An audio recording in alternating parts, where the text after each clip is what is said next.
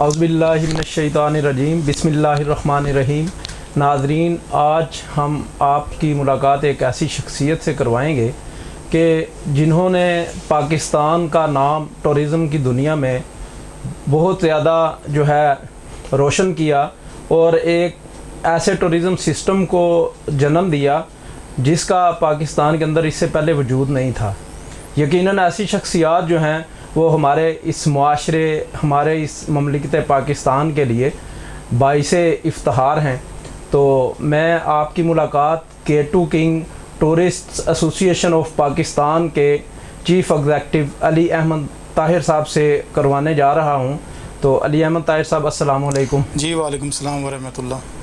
अली साहब, हमें सबसे पहले ये बताएं कि आपके ज़हन में ये आइडिया कैसे आया कि आप एक ऐसे टूरिज़म सिस्टम को जो है वो प्रमोट करें, उसको पाकिस्तान के अंदर जो है मुतारफ़ करवाएं, क्योंकि इससे पहले तो ऐसी कोई एग्जांपल नहीं थी। जी बिल्कुल, आपने दुरुस्त फरमाया। सबसे पहली बात तो ये कि आपको आपका जो इनर है या जो आप पैदाइशी तौर पर और अंदर आपके जो एक इंसान है, जो आपकी रूह है, वो टूरिस्ट हो, फिर ही आप टूरिज़म की तरफ जाकर अपना पैशनेटली आप काम कर सकते हैं। तो टूरिस्ट तो हर बंदा ही होता है, हर बंदा ट्रैवलिंग करता है, टूरिज़म करता है, लेकिन एक ख़ास मकसद के तहत और एक सिस्टम को लेकर चलना ये थोड़ा सा डिफरेंट है और थोड़ा सा टफ़ ट्रैक है।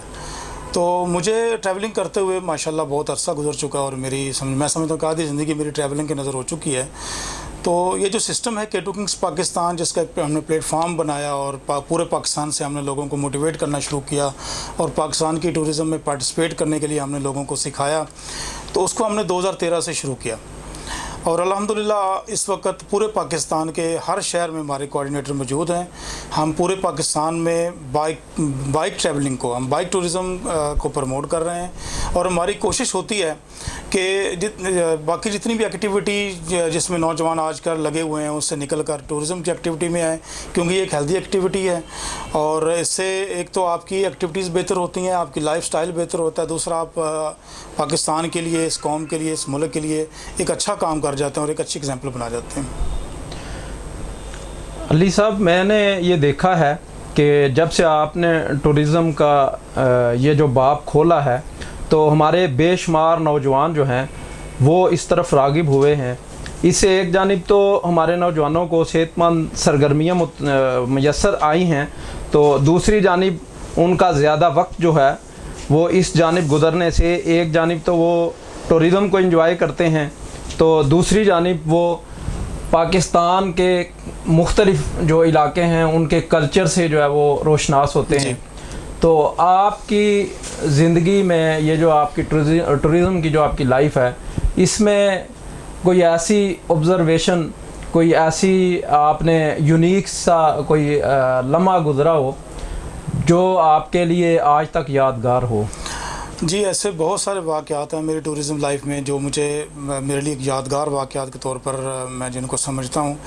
सबसे पहली बात तो ये कि जो आजकल नौजवान टूरिज़म की तरफ आ रहे हैं, ये कोई 1-2 दिन या महीने साल का काम नहीं है, इसके ऊपर कई साल की मेहनत है हमारी। जब 97 में मैंने काम शुरू किया था एज अ बाइकर टूरिस्ट, तो खाल टूरिस्ट जो थे वो ज़्यादातर लोगों की पहुंच होती थी नारान तक या मरी तक, लोग इससे आगे नहीं जाते थे। वैसे भी ऑफ ट्रैक्स होते थे तो लोगों को आगे जाना ज़रा टफ़ हो जाता था। तो जब हमने इसको आहिस्ता आहिस्ता लोगों को, दोस्त अहबाब को हमने मोटिवेट करना शुरू किया कि यार बाइक से टूरिज़म के लिए आएँ, तो पहले तो लोग बड़े हैरान हो जाते थे कि यार आप बाइक पे जाते हैं और इतना लंबा टूर करते हैं और इस तरह कैसे कर लेते हैं। तो फिर जब 1-2 दफ़ा हमारे साथ वो जाते थे या 1-2 महफ़िलें अटेंड करते थे, हमारी गेट टुगेदर अटेंड करते थे, तो उनको मोटिवेशन मिलती थी कि यार ये एक खूबसूरत काम है जो टूरिज़म के अंदर एक अच्छा ज़रिया है, सफ़र जो है ना वो बाइक है।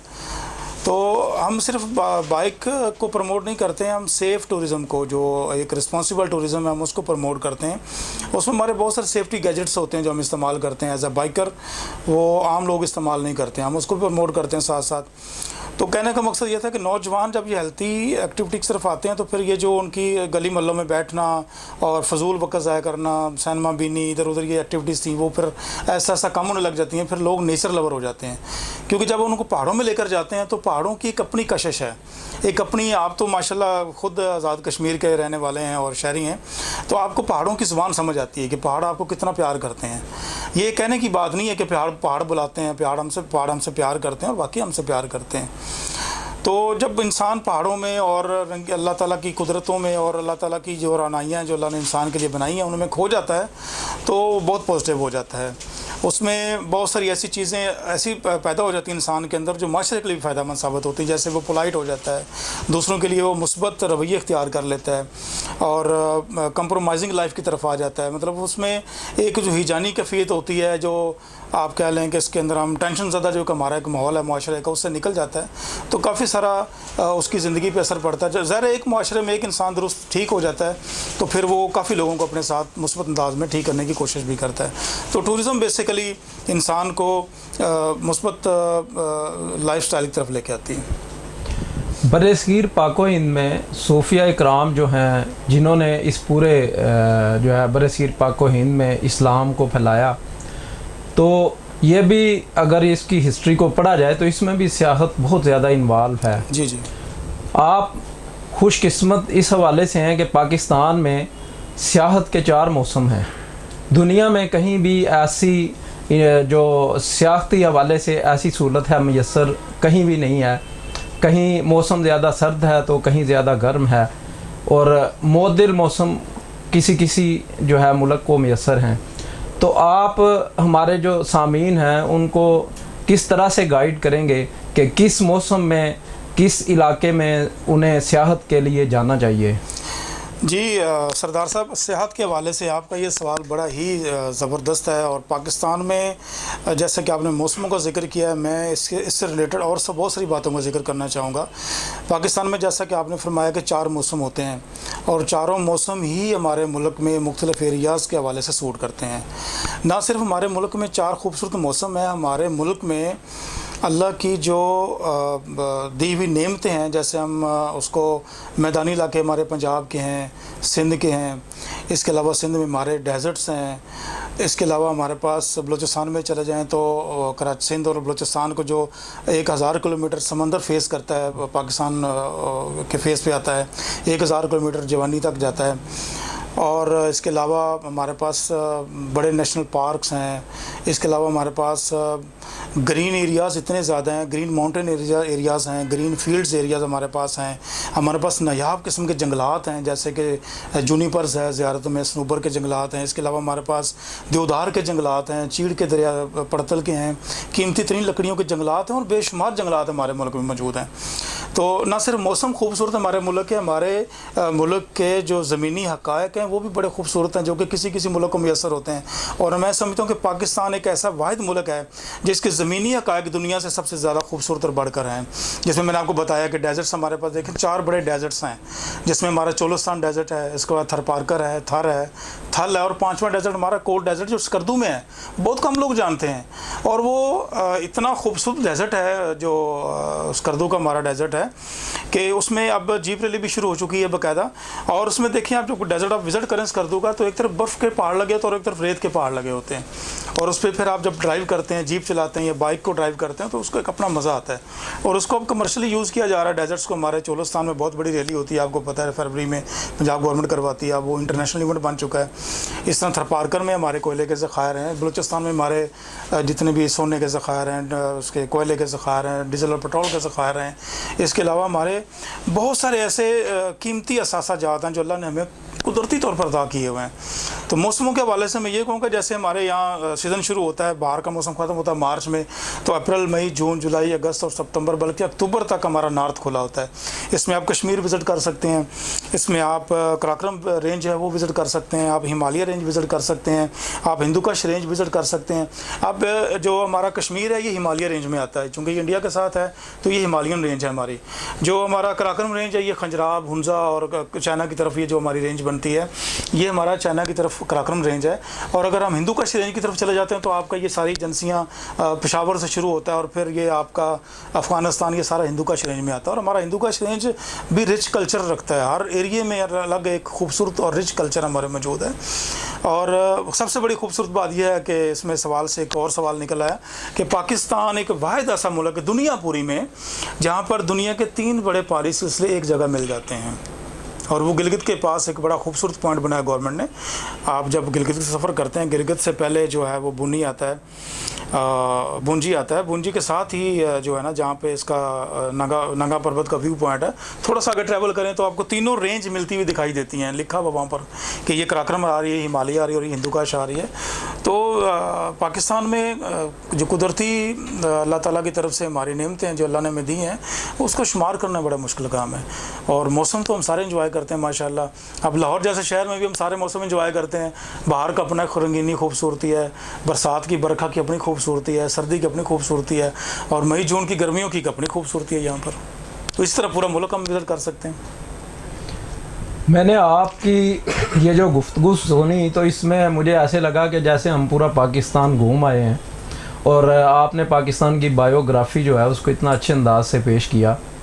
तो मैं इस हवाले से एक और सवाल आपसे करता चलूँ कि अब ये जो इंस्टीट्यूशंस हैं, एजुकेशनल इंस्टीट्यूशंस जो हैं, ज़ाहिर है मैट्रिक सेक्शन को तो नहीं कह सकते हम, इंटर ग्रेजुएशन जो है, क्या आप फ्यूचर में कोई ऐसा प्लान रखते हैं कि ये जो इन इदारों के जो स्टूडेंट्स हैं जो सियासत में दिलचस्पी रखते हैं, उनको आप यहाँ से उनके जो बना के प्लान्स तो उनको अपने साथ लेके जा सकते हैं? जी, ये तो देखें, यूथ के लिए मुस्बत अंदाज में सेहत को प्रमोट करना ये एक बड़ा ज़रूरी अमल है इस वक्त, और ये ज़रूरत है इस वक्त की। तो जहाँ हम कोशिश कर रहे हैं, हम प्राइवेट क्लब्स एसोसिएशंस कोशिश कर रहे हैं, तो मेरा एक रिक्वेस्ट और एक गुजारिश है यूनिवर्सिटीज़ और कॉलेजेस के प्रिंसिपल्स और जो भी उनके ऑनर्स हैं उनसे, कि आप अपनी यूनिवर्सिटी कॉलेजेस में स्टूडेंट्स के लिए सेशन रखवाएं। उनको हम टूरिज़म के हवाले से बताएं। अक्सर लड़कों को, बच्चों को पता ही नहीं कि टूरिज़म क्या होता है। वो समझते हैं कि यहाँ से बस बुक करवाई है, हल्ला गुल्ला किया है, नारायण चले गए, हल्ला गुल्ला किया, हुंजा चले गए, वहाँ पर खाना पीना खाया है, और वहाँ पर बैठ के लोग जो होते हैं वो लाहौर से जाते हैं, लाहौर की कढ़ाई डिमांड कर रहे होते हैं। तो ये टूरिज़म नहीं है। टूरिज़्म ये है कि जब आप लाहौर से निकलते हैं तो लाहौर का कल्चर लाहौर छोड़ के चले जाएं, दूसरे कल्चरों में जाकर रच बस जाएं। आप उनके खाने इंजॉय करें, उनके लिबास इंजॉय करें, उनके साथ गुफ्तगू करें, उनके घरों को, उनके जो बर्तन यूज़ करते हैं, जो बिस्तर यूज़ करते हैं सोने के लिए, उन चीज़ों को इंजॉय करें, उन चीज़ों को सीख के आएँ। हम यहाँ जाते हैं, वहाँ भी असाइशन ढूंढते हैं, एक अच्छा होटल ढूंढते हैं। पहले अच्छा होटल मिल गया तो फिर हम फौरी आर्डर देते हैं बैरे को, जी एक लाहौरी कढ़ाई लेके आओ। तो फिर हमारा हुंजा जाने का फ़ायदा ख़त्म हो जाता है, हमारा स्कर्दू जाने का मकसद ख़त्म हो जाता है, हमारा कैलाश जाने का मकसद ख़त्म हो जाता है। तो टूरिज़्म कुछ डिफरेंट चीज़ है। जब तक हम स्टूडेंट्स को डोर टू डोर जाके, यूनिवर्सिटी कॉलेजेस में जाके जब तक मोटिवेट नहीं करते हैं, हम पाकिस्तान में टूरिज़्म को प्रमोट उस अंदाज में नहीं कर सकते जिस अंदाज में उसकी रिक्वायरमेंट है। टूरिज़्म एक बड़ी ज़बरदस्त और फसी फील्ड है। इसमें अंदर आपके हम बाइकर्स भी शामिल हो चुके हैं। बाइकर्स एक बहुत बड़ी पावर बन चुकी है इस वक्त। इसके अलावा ट्रैकर्स हैं, ट्रैकर्स पाकिस्तान का सरमाया है। इसमें माउंटेनियर हैं, इसमें हमारे पास हाइकर्स मौजूद हैं। अब तो पाकिस्तान में इतना काम हो रहा है, दुनिया पूरी पाकिस्तान में आना चाहती है। और पाकिस्तान बदकिस्मती है कि साल कोरोना आ गया, सबको पता है, वरना पाकिस्तान में 2020 डिक्लेयर था कि पाकिस्तान में इंटरनेशनल टूरिज़्म एक फेस्टिवल या एक कह लें कि एक कई मुल्कों की एक कॉन्फ्रेंस थी जो पाकिस्तान में होनी थी। कुछ दिन पहले भी इसको अनाउंस किया गया कि 2020 जो था वो एक टूरिज़्म ईयर था पाकिस्तान का। इसको हमने, चूँकि कोरोना की वजह से सारा मुतासर हुआ टूरिज़्म, तो हम इसको 2021 में जो है पाकिस्तान मेज़बानी कर रहा है। बहुत सारे मुल्कों की, कोई 50 के करीब मुल्क हैं जिनकी पाकिस्तान मेज़बानी कर रहा है टूरिज़्म के हवाले से, कि पाकिस्तान आए और पाकिस्तान के इलाकों को प्रमोट करें। ये तो दुनिया कर रही है ना। अब पाकिस्तान के अंदर देखिए कितनी यूथ फारग फिर रही है, यूथ के पास एक्टिविटीज़ नहीं है। अब ये क्रिकेट सिर्फ, मतलब यूथ को हमने क्रिकेट पकड़ा दी है। अब क्रिकेट सारी चीज़ों का हल नहीं है। क्रिकेट देखें, इसमें अब कई चीज़ें इन्वॉल्व हो गई हैं, झगड़े इन्वॉल्व हो गए हैं, और कई चीज़ें के अंडर हैंड चीज़ें इस्तेमाल यूज़ हो रही हैं, तो वो नौजवान किसी और तरफ जा रहे हैं। तो सेहत एक ऐसी एक्टिविटी है जिसमें हर सूरत ही मुस्बत काम होता है, इसमें कोई नेगेटिव काम नहीं होता है। क्योंकि जो आप नेचर के करीब जाते हैं, जो आप पहाड़ों की तरफ जाते हैं, जो आप ग्लेशियर्स की तरफ जाते हैं, समंदरों की तरफ जाते हैं, सहराओं की तरफ जाते हैं, जो आप तनाइयों की तरफ जाते हैं, तो आप अल्लाह के करीब होते जाते हैं। और जब अल्लाह के करीब होता है तो लाजमी तौर पर मुस्बत हो जाता है। उसके अंदर जितने भी मनफी ख्याल आते हैं जो माशरे के हवाले से हैं, ज़ात के हवाले से, ख़ानदान के हवाले से, बिज़नेस के हवाले से, वो काफ़ी हद तक ख़त्म हो जाते हैं और बंदा पॉजिटिव होकर निकलता है। तो स्कूलों और कॉलेजों को लाजमी तौर पर मोटिवेशन के लिए क्लासेस, सेमिनार्स, बेशक छमाही प्रोग्राम हो, बेशक छमाही प्रोग्राम हो, सालाना प्रोग्राम हो, लेकिन उनको स्टूडेंट्स के लिए हम जैसे जो टूरिस्ट जो करिया घूमते हैं पाकिस्तान का, कूचा घूम के हमने बाइक चलाई हैं और पाकिस्तान के कल्चर्स मुतारफ़ किए हैं, पाकिस्तान के कल्चर्स के ऊपर हमने लिखा है, हम लोगों को बताते हैं, मोटिवेट करते हैं, हम लोगों को रूट प्लान देते हैं, हम लोगों को मोटिवेट करते हैं कि भाई फ़लाँ इलाके में जाओ, तो लोग आते हैं हमारे पास, हम उनको भेजते हैं। तो इस तरह हमारी खिदमत भी हासिल कर सकते हैं कॉलेजेस वाले, यूनिवर्सिटीज़ वाले। हम स्टूडेंट्स को उनको पाकिस्तान के, आप देखें कल्चर्स की अगर हम बात करते हैं तो पाकिस्तान में इतने कल्चर्स हैं, इतने यूनिक कल्चर्स हैं कि वो ख़त्म नहीं होते हैं।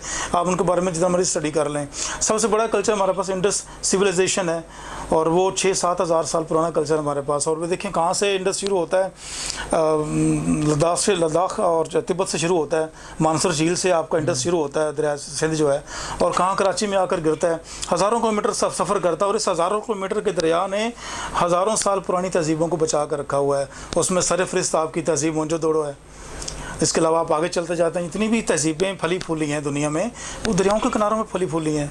और इंडस की सिविलाइजेशन तो दुनिया पूरी में फेमस है, उसके बारे में स्टूडेंट्स पढ़ते हैं, स्टडी करते हैं, लेकिन ऑन ग्राउंड नहीं जाते हैं।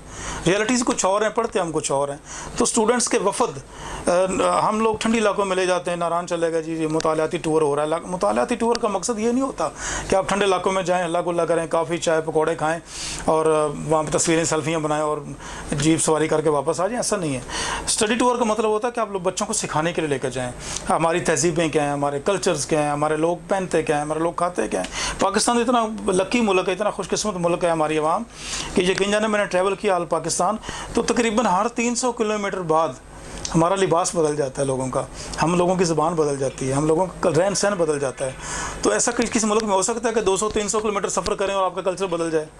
तो फिर हम उससे महरूम रहें, क्यों रहें? तो ये मोटिवेशन तलबा के लिए और यूथ के लिए बड़ी ज़रूरी है। मैं इसको फोर्स करूँगा कि ये यूनिवर्सिटी के जितने भी ऑनर्स हैं, चेयरमैन हैं, उनको इस अपने स्कूल कॉलेज के अंदर इसको अप्लाई कर देना चाहिए, और स्टूडेंट्स को ऑन ग्राउंड हम जैसे लोगों से मोटिवेट करवाना चाहिए कि टूरिज़म है क्या चीज़ और पाकिस्तान में टूरिज़म क्यों ज़रूरी है। जी, आपने बहुत अच्छी बात की। हमारी गवर्नमेंट ने मौजूदा जो 2 बड़े फेजेज़ हैं जिन पे काम शुरू किया है, उनमें एक ये जो टूरिज़म है, तो दूसरा जो है अभी उन्होंने कंस्ट्रक्शन के हवाले से जो है उन्होंने एक बड़ी अनाउंसमेंट की है। तो जब हुकूमतें अपने विजन जो हैं इस तरह से रखती हैं तो फिर उस पे काम भी होता है। माजी में भी जिस तरह हर हुकूमत जो है उसने कोई ना कोई एजेंडा अपना रखा और फिर उस पे काम भी किया। तो कोरोना की वजह से गो के हमें मुश्किलात तो आई, लेकिन मैं ये समझता हूँ कि हम बड़ी बहादुर कौम हैं और हमने ये सारी चीज़ें जो हैं इनको फेस किया।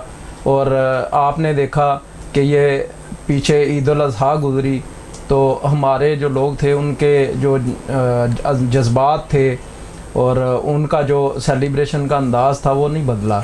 अभी 14 अगस्त इस साल सबसे ज़्यादा सेलिब्रेट की गई। तो ये वो चीज़ें हैं जो एक ज़िंदा कौम की जो है निशानदही करती हैं। तो आपने एक लंबा सफ़र किया, तो इस सारे सफ़र में आपने ये ज़रूर जो है हुकूमत के साथ कोई ना कोई कोऑर्डिनेशन आपकी होती रही होगी।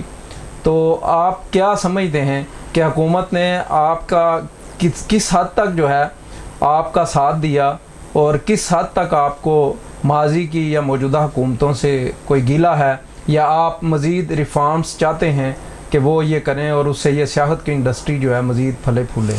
देखिए, पाकिस्तान में सियाहत जो है वो पिछली 3 दहाइयों से इसमें ज़्यादा शऊर पैदा हुआ है, मतलब ज़्यादा आगाही पैदा हुई इदारों में भी, लोगों में भी। तो डिपार्टमेंट्स हमारे हैं, फेडरल डिपार्टमेंट PTDC हमारा है, और सूबों में भी अपने डिपार्टमेंट हैं, जैसे हमारा TDC भी है, खैबर पख्तूनख्वा का अपना डिपार्टमेंट है टूरिज़म का, इस तरह बलूचिस्तान का है और सिंध का है। सारे डिपार्टमेंट्स अपना अपना काम अपनी जगह पे कर रहे हैं। शिकायतें तो देखिए हर दौर में होती हैं, और सियाने कहते हैं कि हर आने वाला दिन आज के दिन से बेहतर होता है, तो हमेशा बेहतर के इंतज़ार में रहना चाहिए होता है। बेहतरी तभी आती है जब हम लोग काम करेंगे। घर बैठे हमें कोई अपॉर्चुनिटी नहीं देगा, घर बैठे हमें कोई भी नहीं कहेगा कि आज टूरिज़म करें और आज ये करें। हमें देखें, मैं पिछले समझे 22-23 साल से ट्रैवलिंग कर रहा हूँ, और मैंने कभी आस नहीं लगाई कि मैं किसी इदारे से आस लगा लूँ और तभी मैं काम करूँ जब मुझे इदारा कोई सपोर्ट करे या मुझे कोई शख्स, हुकूमती शख्स मुझे सपोर्ट करे तो मैं ये काम करूँगा। नहीं, ऐसा नहीं है। मुझे सपोर्ट लेने के लिए और हमायत लेने के लिए अपने काम को जारी रखना और अपने काम में एक्सपर्ट होना बड़ा ज़रूरी है। जब मैं अपने काम के हाव भाव को समझता ही नहीं हूँ, जब अपने काम की रिक्वायरमेंट को मैं जानता ही नहीं हूँ, तो मैं कैसे उम्मीद रखूँ कि कोई मेरी हेल्प करेगा। जब मैं किसी जगह जाऊंगा स्पोर्ट लेने के लिए तो लाजमी तौर पर मुझे टूरिज़्म से रिलेटेड जो क्वेश्चंस होंगे, मुझसे पूछा जाएगा आप क्या कर रहे हैं, कब तक आपका ट्रैक क्या है, प्रीवियस ट्रैक क्या है। तो मेरे पास अगर जवाब नहीं होगा तो फिर मैं कौन सी स्पोर्ट लेने जा रहा हूँ। तो पहले अपना मुझे काम करना चाहिए। हुकूमती इदारे अपनी जगह काम कर रहे हैं, देखिए आप उनको मुतर्रक करेंगे तो वो काम करेंगे। आप भी सोए रहेंगे, वो भी बैठे रहेंगे, वो तो काम कर रहे हैं, उन्होंने तनख्वाह नहीं लेनी है। अगर आप लोग उनको अपना प्रोग्रेस नहीं दिखाएंगे, उनसे डिमांड नहीं करेंगे तो आपको कैसे डिलीवर करेंगे। वो घर बैठे तो डिलीवर करने से रहे वो।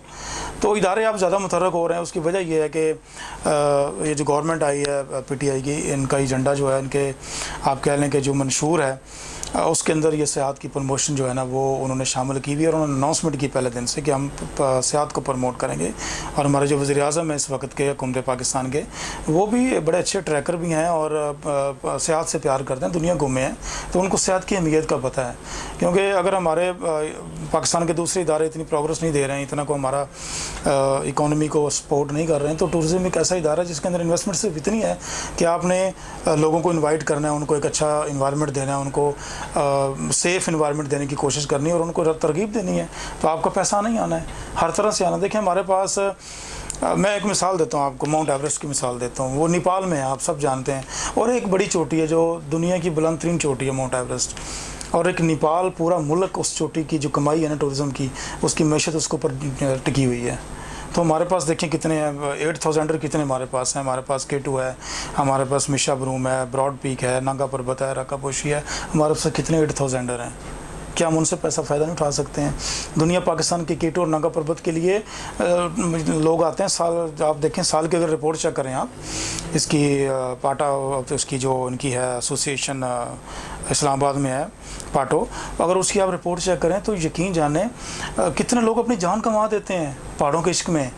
लोग कहाँ कहाँ से आते हैं, कपल्स आते हैं, अकेली लड़कियाँ आती हैं, ट्रैकर्स, माउंटेनियर, अपनी जान कमा देती हैं, उनकी लाशें नहीं मिलती हैं, लेकिन वो आना नहीं छोड़ते।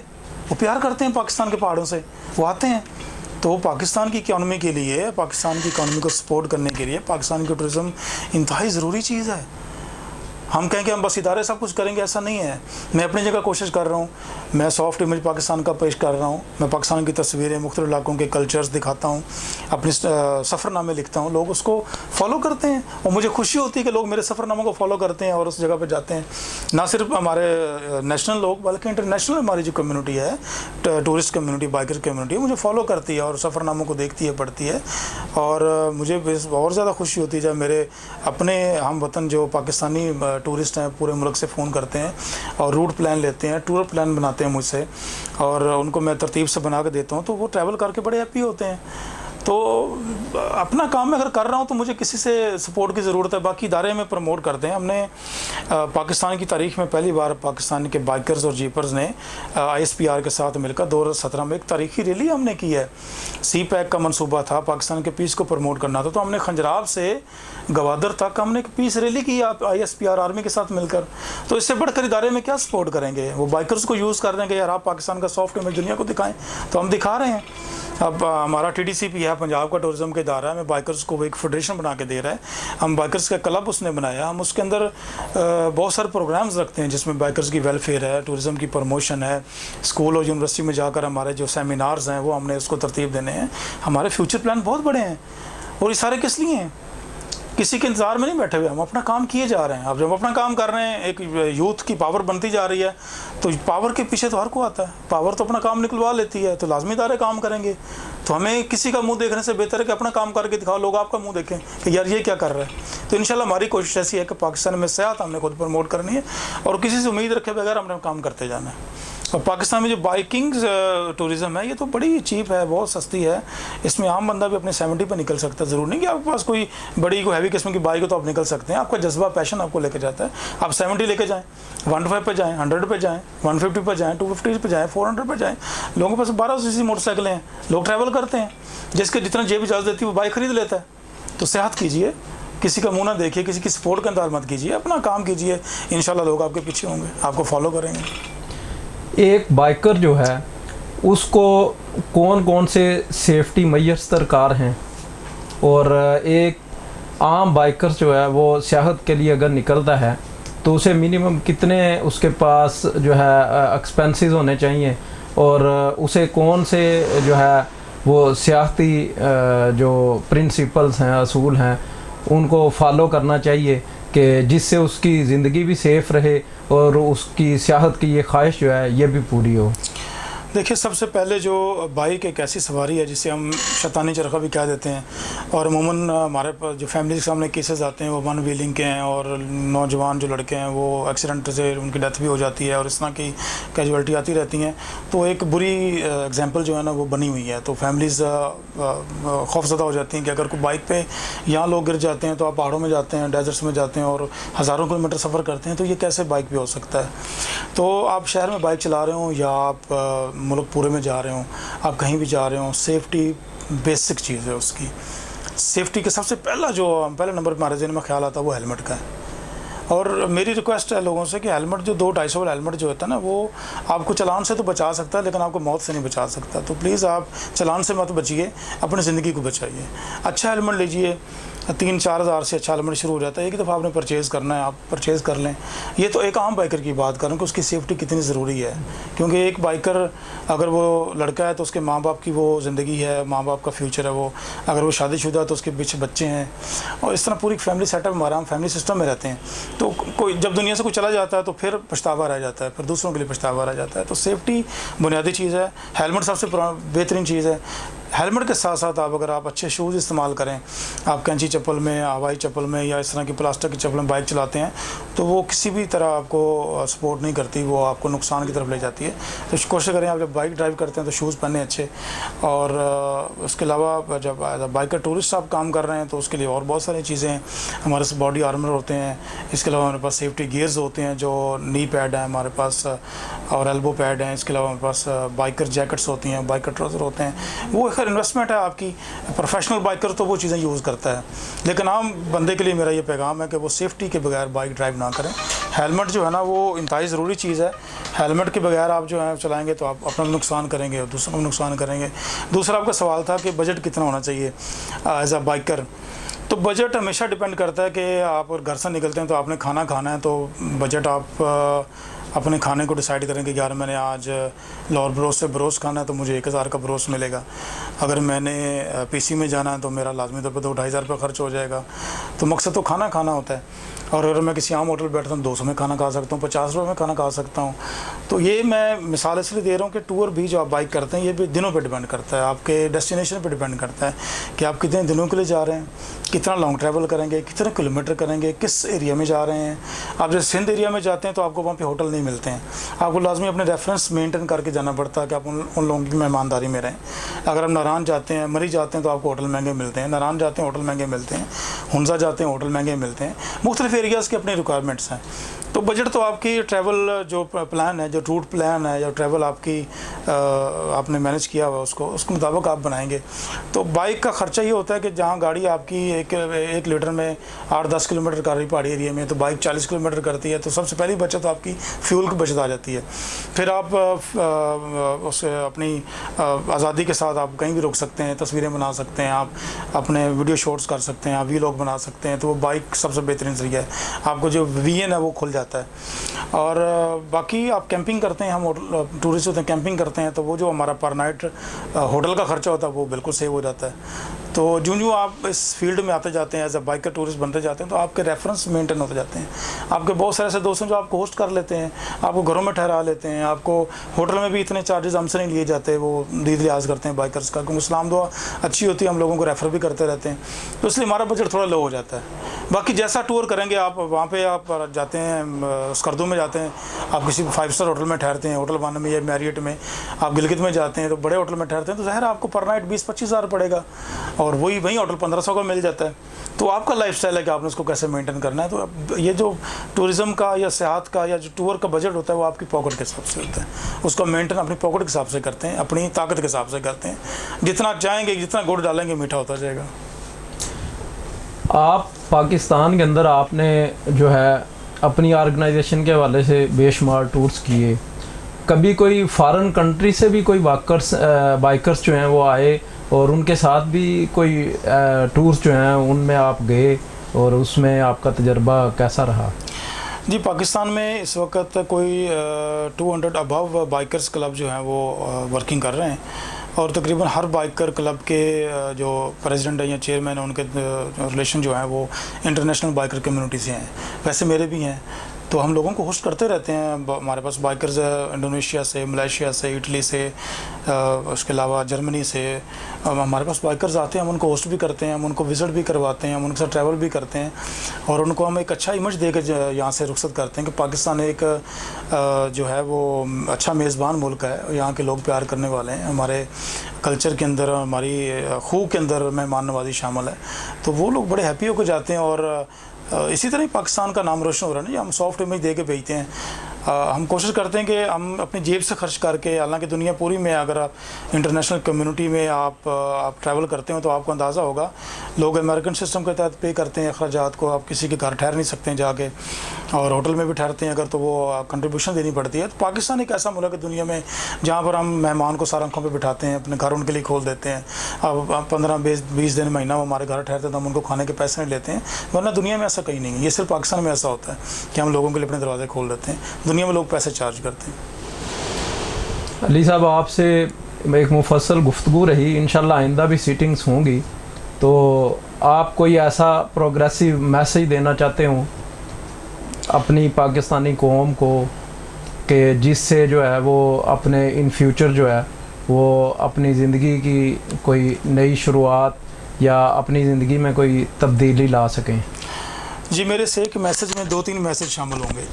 सबसे पहला तो एज़ आ पाकिस्तानी हमें दूसरों के हकूक़ का ख्याल रखना चाहिए, और एज़ आ टूरिस्ट और एज़ आ पाकिस्तानी, मुस्बत पाकिस्तानी, आपको चाहिए कि आप अगर कहीं भी जा रहे हैं, फैमिली के साथ टूर कर रहे हैं, आप पर्सनली खुद टूर कर रहे हैं, दोस्तों के साथ जा रहे हैं, ग्रुप्स के साथ जा रहे हैं, तो प्लीज़ जो कुछ आप खाने पीने के लिए साथ लेकर जाते हैं, एक बड़ा सा शॉपर भी साथ रख लिया करें। और जितना भी कूड़ा और आप वेस्टेज आपकी होती है खाने की और बाकी चीज़ों की, फ्रूट्स वगैरह की, तो वो एक शॉपर में डालकर कहीं अच्छी जगह उसको तलब कर दें। अब बहुत सारी जगहों पे गवर्नमेंट ने इसके गार्बेज पॉइंट बनाए हुए हैं, आप अपना कूड़ा क्रिकेट वहाँ उसमें इकट्ठा करके डाल सकते हैं। इससे एक तो आपका ज़िम्मेदार शहरी होने का सबूत मिलेगा, और दूसरा हमारा पाकिस्तान का कोना कोना साफ़ हो जाएगा।